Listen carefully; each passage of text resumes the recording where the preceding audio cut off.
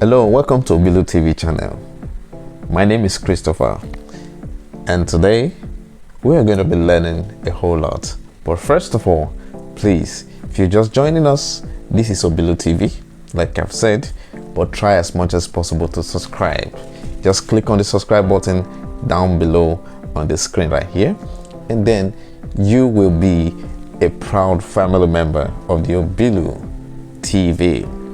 Now, in order to help us to go further than you have seen us, so that others, thousands and millions of people around the world will also see what we are learning right here, I would indulge you to smash the like button down below. Turn up all notifications so that in due course, all our videos will get to you. Today, we shall be discussing beginner's guide to organic farming and poultry farming in general. Beginner's guide number one is, or should I call it beginner's rule number one, is don't be greedy. Yes. By the fact that I'm saying don't be greedy, I'm trying to point to the very first step in farming. That very first step is your stocking,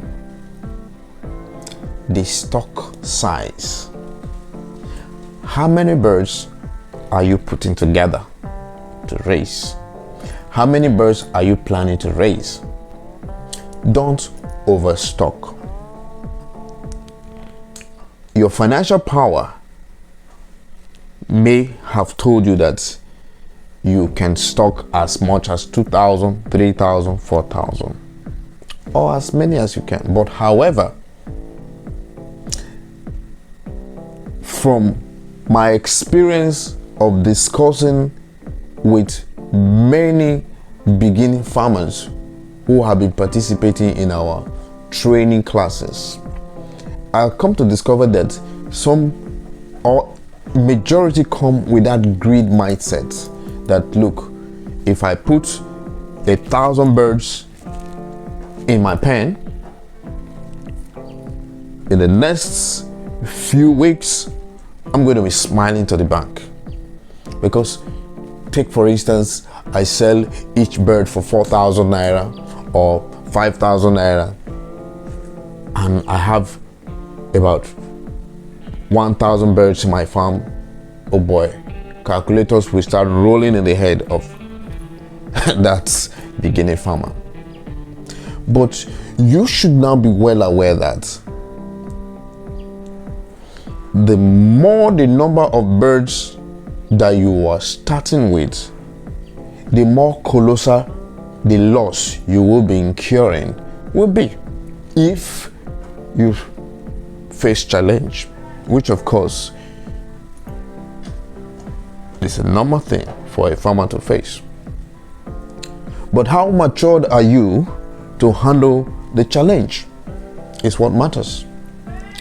As a beginner, it means you are not matured enough to handle the challenge yet. For instance,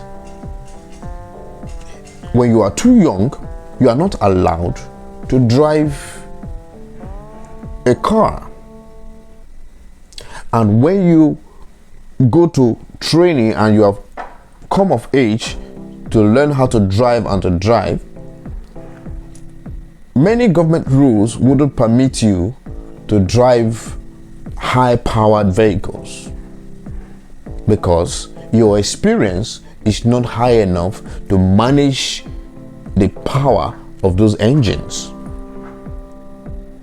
So you will be conscripted, or you will be limited to using low-powered engine vehicles, which of course you can be able to manage within a short time. I mean, within your level of understanding, until your hands are stronger, a couple of years before license can be granted to you to drive bigger powered cars. Though unfortunately those things are not, actually being practiced like that in Nigeria, but in other parts of the world, it's like that. Well, let's put that aside.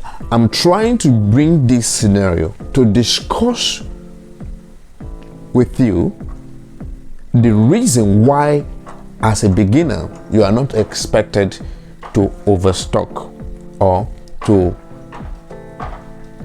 stock too much.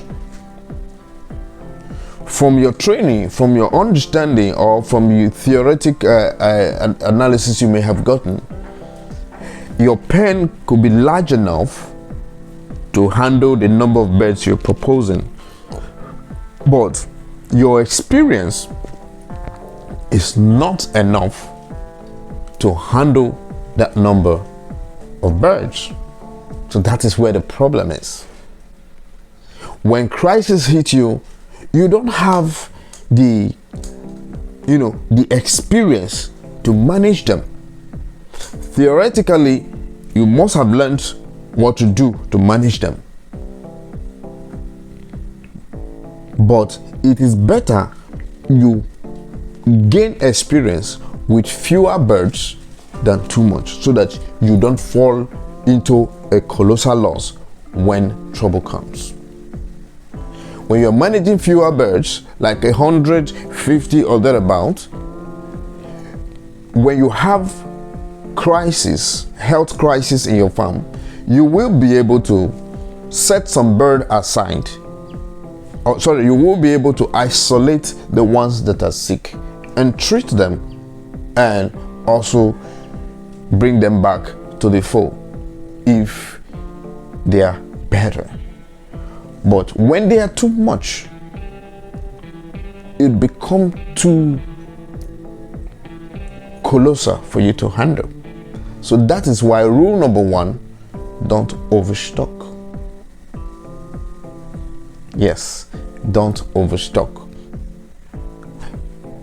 in comparison to what your experience can handle. So I advise that in 2 to 3 or 4 sessions or seasons of your farm, raise maximum of 100 birds or 150 birds, then gradually you increase to 200 birds, to 300, to 400, to 500, to 1,000, 2,000, 3,000, 12,000, as the case may be. As the case may be. So that is rule number 1. Rule number 2. Stock as many feed that can handle your farm within the shelf life of that feed. Yes, I mean within the shelf life of the feed, and not within the time period your birds are going to stay in your farm for a reason.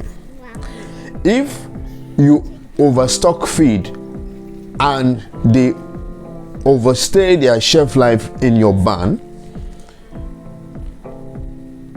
that food is going to go bad and you will be losing money. So as much feed as they can finish within the shelf life of that commercial feed or the feed you have produced by yourself is what you should stock. But however, I would advise that you stock as much feed that can handle your birds, so that you will not be bedeviled by market forces, most especially change in price. Like in Nigeria, the economy is not stable as of now. So most time you go to the market, you want to buy feed, what you bought at 7,000 yesterday, today has become 10,000 or 9,000, as the case may be. So the extra addition, the additional charges that comes in now is going to reflect on your financial record, which of course is going to affect your P&L, that is your profit and loss analysis. So in order not to experience that, if you bought feed, for instance, at 10,000 naira per bag of feed yesterday or today, buy as much as can handle your farm for a long while, so that you won't have to face the change in price that will happen tomorrow, next tomorrow, or even next week. By so doing, you have saved money and you have protected your profit margin.